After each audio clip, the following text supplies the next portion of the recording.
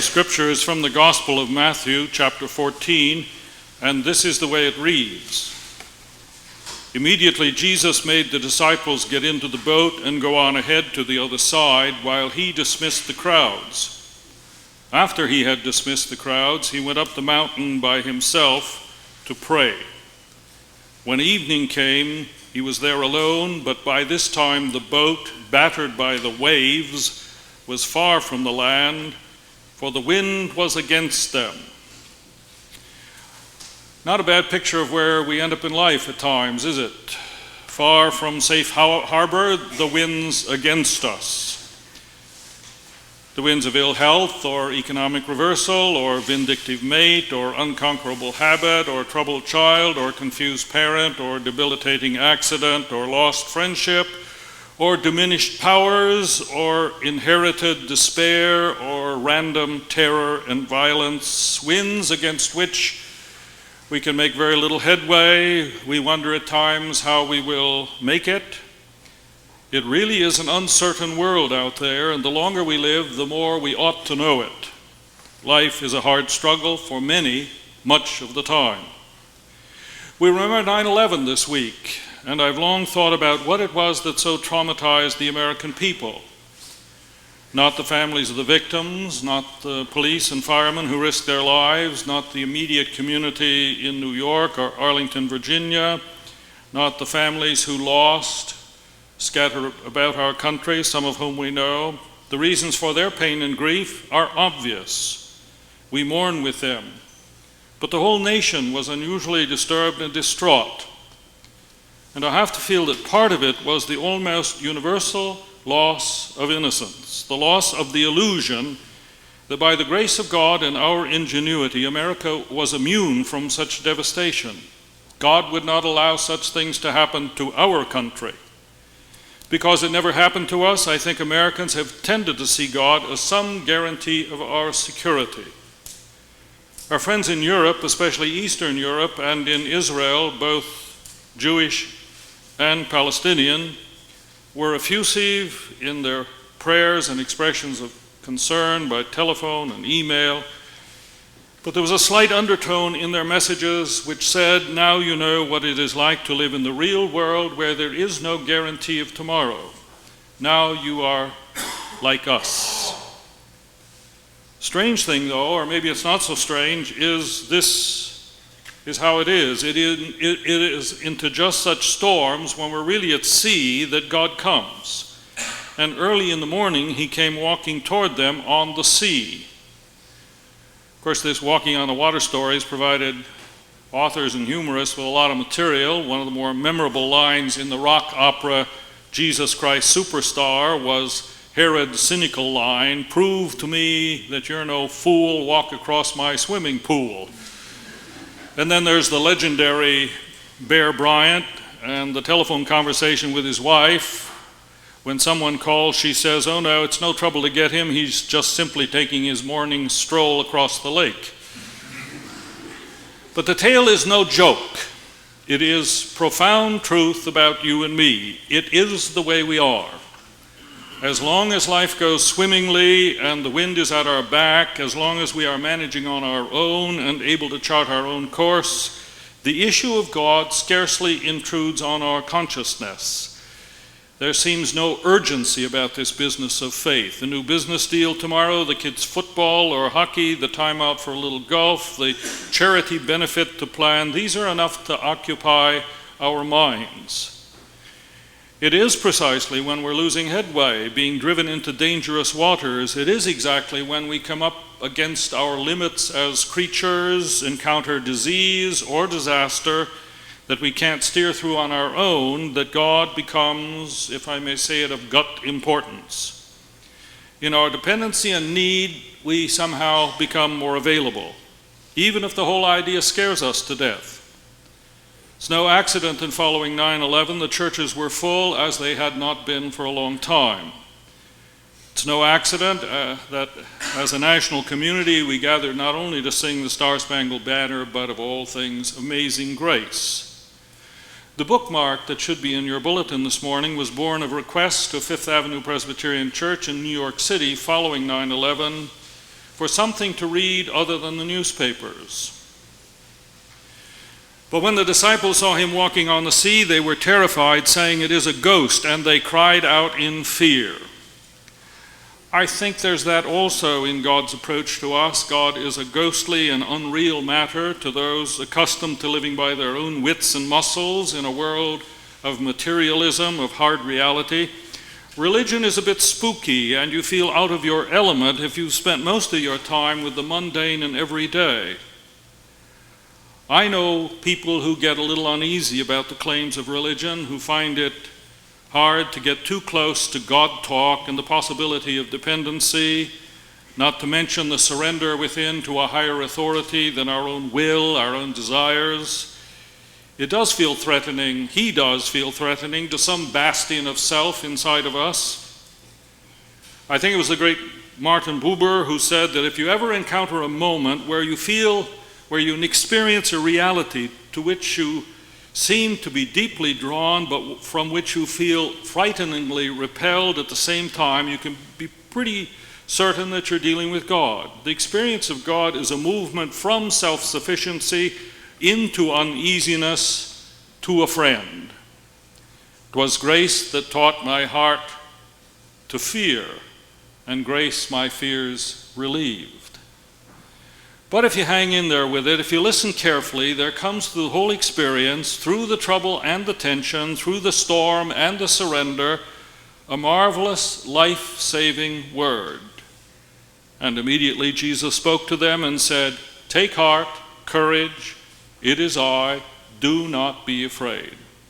Where do we get the heart and courage to hang in there when we're being battered by forces beyond our control, when the winds of ill fortune are more than we can handle? I think we get it from a presence and a word. We get it from the quiet realization deep down inside that we are not alone.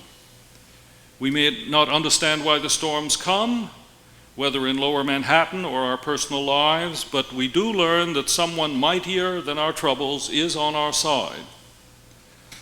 Rosalind Russell, the actress noted for her portrayal of witty, sophisticated career woman in scores of motion pictures, also, as you probably know, won wide acclaim on the Broadway stage, but perhaps her greatest triumph, she thought, was her gallant fight against first arthritis and then cancer. And after a long life and her death, a little poem was found tucked in her ever-present Bible. Trust him when dark doubts assail you, trust him when your faith is small. Trust him when simply to trust him is the hardest thing of all. That's how she got through the storm. Madeleine L'Engle, with some beautiful metaphors, writes, "Last spring I was staying with friends who had a house right by the water. I was unusually tired in an already overcrowded schedule, and in the middle of it all I had fallen and bashed in my ribs. I was strapped in and in considerable pain. One afternoon I had a couple of hours to myself, so I limped to the seawall, stretched out, closed my eyes, and tried to let go of all my aches and pains and tiredness, to let go and just simply be. While I was lying there, eased by the cool breezes, the warm sun, and the bursts of bird song, I heard feet coming to me across the water. It was a sound I recognized, a familiar sound, the feet of Jesus coming toward me. And then another noise broke in, and I was back in an aching body, but I had heard. For a moment in that hearing, I was freed from the dirty devices of this world. I was more than I am. I was, in a sense, healed. It's one of the impossibilities I believe in to this day. And in believing, my own feet touch the surface of the lake, and I go to meet him, like Peter, walking on water. That's how she got through. The storms can lead to a kind of courage born of his company. And they also always lead to a challenge born of his call. Peter said to him, "Lord, if it's really you, command me to come to you on the water." And he said, "Come." And Peter must have wondered what to do next. You should have guessed by now that I don't see the heart of this story in the wonder of water walking. Whatever happened there on that lake, the first faithful did not find in this story a challenge to actually try it. They did not become a guild of water walkers. They found it rather a very profound parable, a magnificent metaphor of what the life of faith is all about. Faith is courage in the midst of adverse winds, born of his company.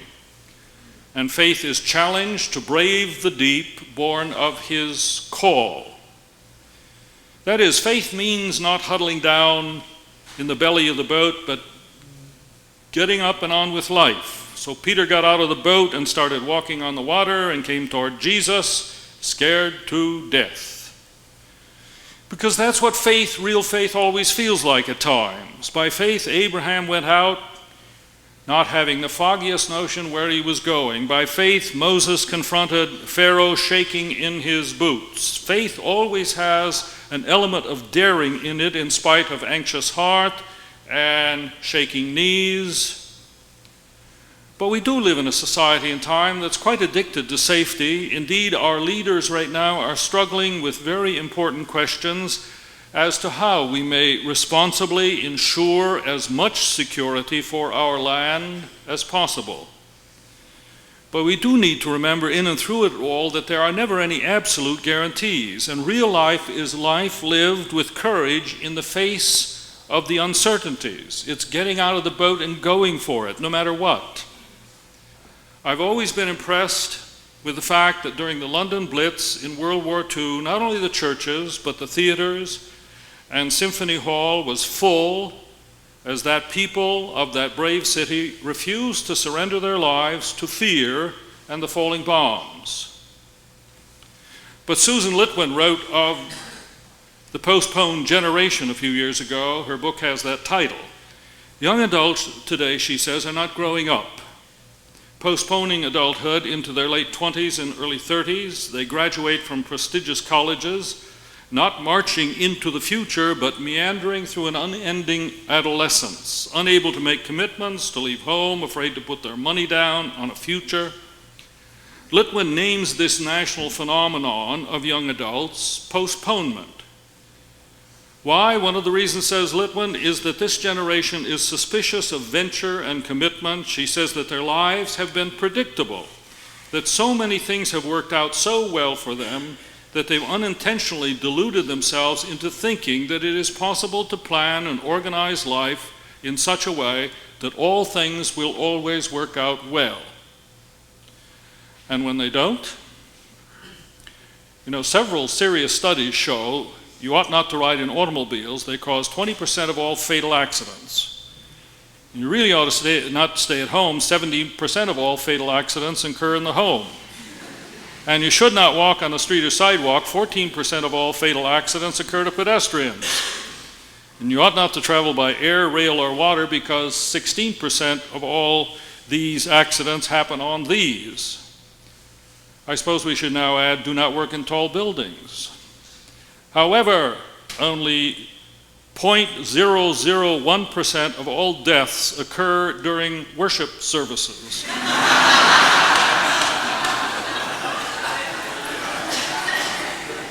So you're probably in the safest spot right now that you're going to be all week. Someone said, I don't mind how high the stakes are as long as there's no risk. One thing about Peter, he would never have to write such words. He was always willing, read the story, risk, gamble, if impulsively, yet genuinely. Peter stepped out of the boat, and didn't those firemen and policemen, and didn't Todd Beamer and so many other heroes that we've come to know? They too had the courage to step out of the boat. But you could say that Peter chickened out. He may have started well, but he sure finished poorly. Out on that water, panic sets in. When he noticed the strong wind, he became frightened and began to sink. True, but at least he got out of the boat. The others just sat there. There's an old baseball saying, no, you can't be charged with an error unless you touch the ball. And the way Peter grew and became the giant upon whom the church was finally built was by daring and falling and daring and falling. He fell God knows how many times, but he always somehow fell forward. And I think this too is part of faith, the willingness to fail in some noble effort rather than always seek the safe and secure way in life. There's Peter crawling bravely over the gunwale of the boat, marching boldly toward his Lord, sinking surely into the panic of the moment. And there's a word also about why we sometimes fail. When he noticed the strong wind, he became frightened and began to sink. When he noticed. He failed because he took his eyes off his guide and goal and God and focused on the danger, the difficulty of that watery stroll. And it's true whether we're talking about marriage or football or raising children or running a business or running a country. The minute you begin focusing on the worst that could happen, in that minute you set up the psychological conditions for trouble. When you begin to be anxious about not losing in life, you increase the possibility of doing just that. So Peter sinks because he becomes overwhelmed by the threatening storm instead of keeping his eye and mind where they ought to be. But you know, marvelous story. Even then he discovers something that is going to carry him through all the years ahead. Even in his lack of faith, he does not sink, because in the midst of his terror and helplessness, Jesus reaches out a hand and catches him, says to him, "You of little faith, why do you doubt?" I think the most marvelous note about this whole story is that Peter's failure is not the end of the line for him. God is with him, upholding him, even in the midst of his lack of courage. So faith is courage, born of his company. Faith is challenge, born of his call. But finally, faith is the experience that we are caught and carried even when we lack for courage and fail the challenges in our life.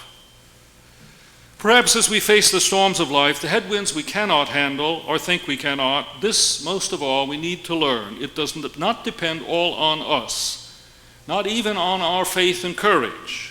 Even when these betray us, we are not abandoned, we are not alone. Our willingness to risk, to try, is honored. We are carried even in the hour of shame and failure.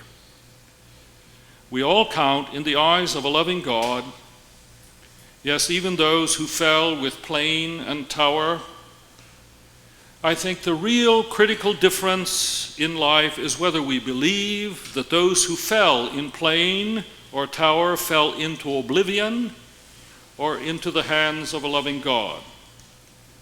In fact, that is at the heart of our culture's belief, conviction that each individual soul is and remains precious. There is evil in the world, but to my mind, evil at its core consists of the refusal to embrace that conviction, the refusal to treat every other as neighbor, as child of a loving God. Lewis Smedes tells of a moment in his life when he felt like he was falling, like Peter, when everything seemed utterly hopeless and without meaning, when there seemed no future, falling into the deep. And I did fall down, down, down into a nothingness, into a void, an abyss, a mocking, empty hole of unworthiness and helplessness. I had never known such lonely pain, never such fear, never such helplessness, never such despair. But strangely, I did not sink. The old Hebrew psalmist was right. You can make your bed in hell and find that you still rest in God's hands. His hands are the strength of his love, the power to hold us and keep us from falling. I discovered all by myself, in touch with my only final outpost of feeling, that I could be left, I could be deserted, I could be alone, all my scaffolds knocked down, I could be stripped of human hands, and I could survive. I was in the hands of God. I was held and would not drop. I was supported and would not sink. So Jesus reached out his hand and caught him. And when they got into the boat, the wind ceased. End of the lesson. Amen.